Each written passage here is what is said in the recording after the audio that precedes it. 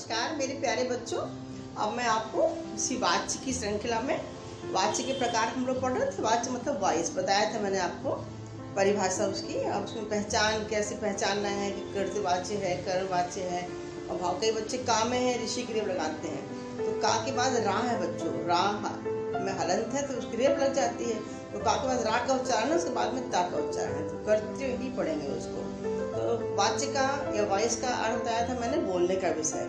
बोलने के विषय में जब कर्ता की विधानता है तो कर्तवाच्य हो गया, और कर्म की विधानता है तो कर्मवाच्य हो गया, है ना। कर्तवाच्य को एक्टिव वॉइस कहते हैं, कर्मवाच्य को पैसिव वॉइस कहते हैं, और भाववाच्य को जो है हम इम्पर्सनल वॉइस कहते हैं। अब कर्तवाच्य मैंने बताया था, कर्ता में सकर्मक अकर्मक दोनों प्रकार की बात करते हैं, और कर्मवाच्य में पैसिव वॉइस में केवल ही सकर्मक आता है, और भाववाच्य में इम्पर्सनल में केवल अकर्मक आता है। ये ध्यान रखना पड़ेगा। तो क्रिया का विषय कर्ता है, कर्म है या भाव है, इसमें क्रिया का विषय प्रधान होता है। जो विषय क्रिया का प्रधान होता है वही वाच्य का प्रकार बन जाता है। अब ऐसे रमेश, मैं आपको समझाऊं, रमेश ने आम खाया। आम खाया, आम ऑब्जेक्ट हो गया, है ना। और खाने वाला कौन है? रमेश, तो कर्ता हो गया उसका प्रधान। तो ये कर्तवाच्य का उदाहरण हो गया, क्योंकि इसका मुख्य विषय कौन है? रमेश। अब रमेश के द्वारा आम खाया गया। रमेश के द्वारा मतलब के द्वारा लग जाने से क्या हो गया? रमेश माध्यम हो गया। इसमें ये ध्यान रखना पड़ता है मेरे बच्चों कि जैसे कि जो यदि रमेश ने आम खाया, ने विभक्ति लगी कर्ता की, तो जब हम उसको कर्मवाच्य बदलते हैं तो उस विभक्ति को वहां से हटा देते हैं, और कर्ता के बाद ही हम लोग के द्वारा शब्द को के द्वारा लगाते हैं।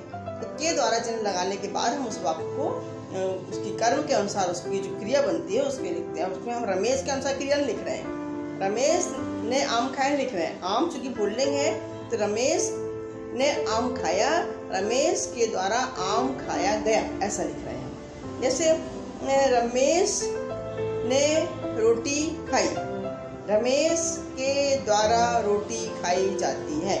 रमेश रोटी खाता है तो भी रमेश के द्वारा रोटी खाई जाती है। जा धातु भी इसमें लगती, मैंने पूर्व की वीडियो में बताया था। तो पहले वाले में रमेश आम खाता है तो रमेश मुख्य विषय हो गया। यहाँ पे रमेश के द्वारा आम खाया जाता है या रमेश के द्वारा रोटी खाई जाती है, तो इसमें मुख्य विषय क्या हो गया? रमेश के द्वारा होने से रमेश साधन हो गया, और आम या रोटी जो है उसका मुख्य विषय हो गया। ठीक है। अब इसमें यही ध्यान रखना है आपको, जो जिसका मुख्य विषय होता है वही उसका प्रकार होता है। अब ऐसे भाववाच्य में लेते हैं, रमेश लिख, क्योंकि इसमें तो अकर्मक क्रिया के वाक्य रहते हैं, सकर्मक क्रिया इसमें रहती नहीं है। तो रमेश से लिखा जाता है, रमेश पढ़ता है। मान लीजिए वाक्य है कर्तवाच्य का, रमेश पढ़ता है, तो रमेश से पढ़ा जाता है। रमेश लिखता है, रमेश के द्वारा लिखा जाता है। मुख्य धातु के बाद जा या जाना धातु रखकर उसको जिस काल की क्रिया होती है उसी काल में उसका हम विस्तार करते हैं भाववाच्य के अंतर्गत। और इसमें ध्यान रखना है कि इसमें केवल और केवल अकर्मक क्रिया के ही वाक्य आते हैं, है ना। तो ऐसे मैंने आपको इसको बताया।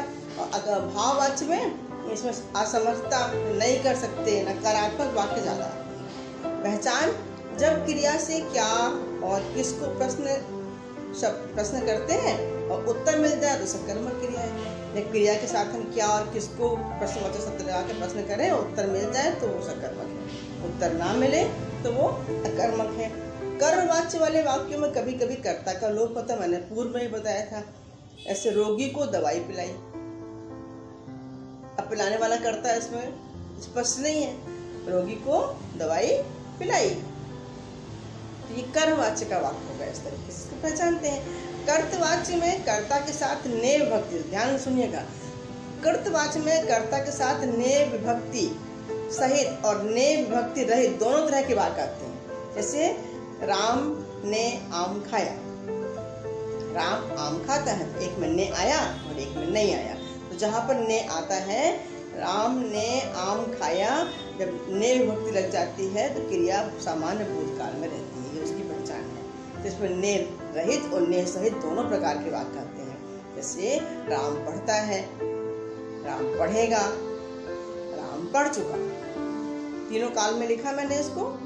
और इसमें ने रहित है, ने विभक्ति नहीं लगाई है।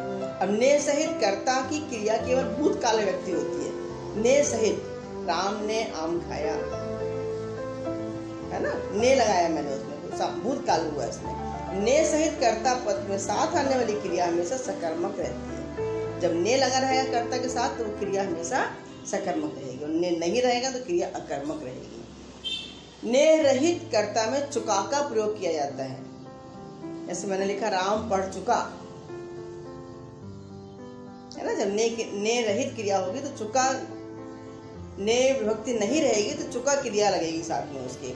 ने सहित कर्ता में संयुक्त क्रिया रहती है। कर लिया, कर दिया आदि का प्रयोग भी किया जाता है।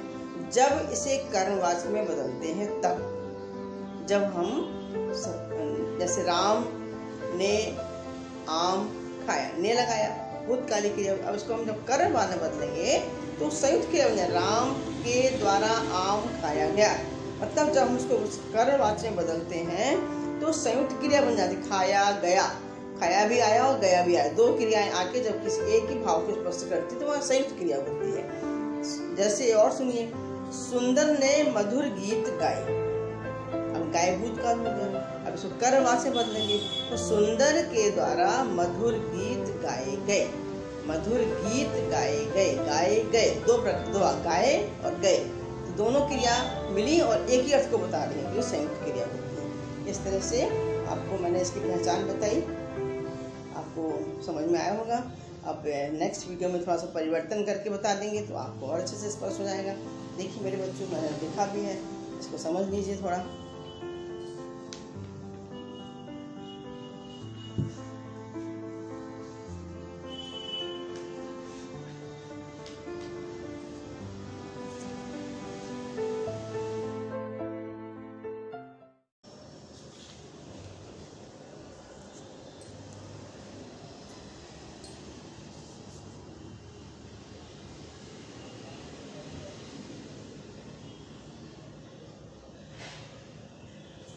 Thank you. यदि आपको पसंद आता है तो इसको लाइक करें, शेयर। Thank you.